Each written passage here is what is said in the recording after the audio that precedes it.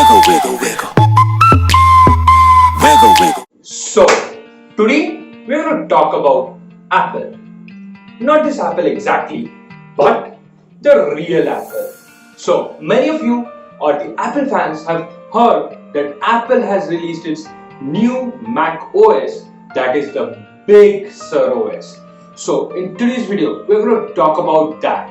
But before starting the video, to all the Apple fans and the Apple enthusiasts out there, I want to tell you, go and hit that like button and subscribe button so that we can crash the YouTube algorithm just like Apple crashed the smartphone market since 2007. So without any further ado, let's get started.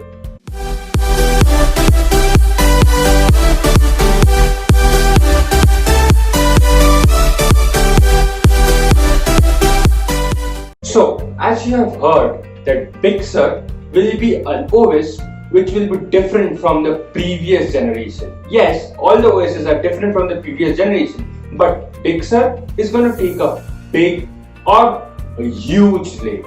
And why? Because Big Sur will feature many iPhone and iPad features on your MacBook, MacBook Pro, MacBook Air and the Mac Pro, which is the highest end Apple product available in the market at this time. So let's look at the Big Sur.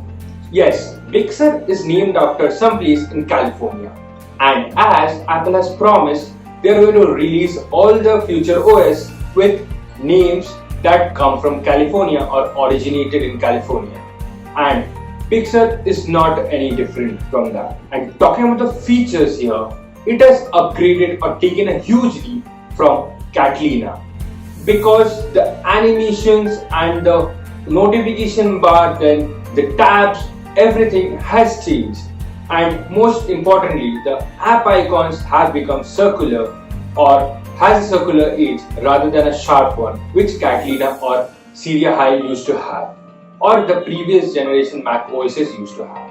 It has changed to a circular type of view without any protruding edges, and optimization here has become much better and much smoother. The transitions also are better than previous generation, and that is the obvious part, to be honest, because every previous generations are worse than the new generation. But in Big Sur, it has taken a further leap and it has made it buttery smooth to support the Apple M1 chip that Apple is producing apart from the Intel chips, to make their future Macs with that chip, so that they don't have to be dependent on Intel or other companies for manufacturing. And that chip, according to big reviewers, is a extremely big leap for Apple and the MacBook world, and to be precise, the computer world, because they have included a lot of things into that small 5nm chip, which is honestly a huge thing to do at this present time. And they have included GPU, CPU and all the performance ports in that chip, in that small tiny chip. Yes, I'm not joking. As you have heard from MTVHD or Jerry Rig Everything or Unbox Therapy or any big tech YouTubers, they have got the hands-on experience for the M1 chip, and they say that it's much faster than the Intel chip. But while processing videos, it is slow compared to the Intel chips. And why? Because Apple hasn't reached that level of optimization for third-party apps, but for the first-party apps, they have reached. And with Big Sur, they are going to take further leap, and in the next generation, whichever it might be called, it will be a much bigger leap for the M1 users rather than the Intel users, because Apple is going to focus more on the M1 chipsets than the Intel chipsets, because it's their own, it will be their own business. And for Big Sur, do you need to update your Catalina or Syria High to Big Sur if you get the update? I think yes, for all the beginner users. But for heavy users, you should take time, like 2 to 3 months before you update it, because Apple has released it, but the third-party developers, those who use Final Cut Pro or other huge processing high power apps, there might be a difficulty because of the optimizations that Apple has done but the third party hasn't yet released.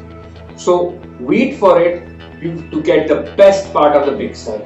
But for the beginners, you can update because it's a huge leap from the Catalina with improved GUI, transition, animation and a lot of things. So go and upgrade your system to Big Sur and tell how was your experience in the comment section, and don't forget to click the like button, subscribe button and do share this with your Apple fanboys and Apple enthusiasts. So signing off for now, bye.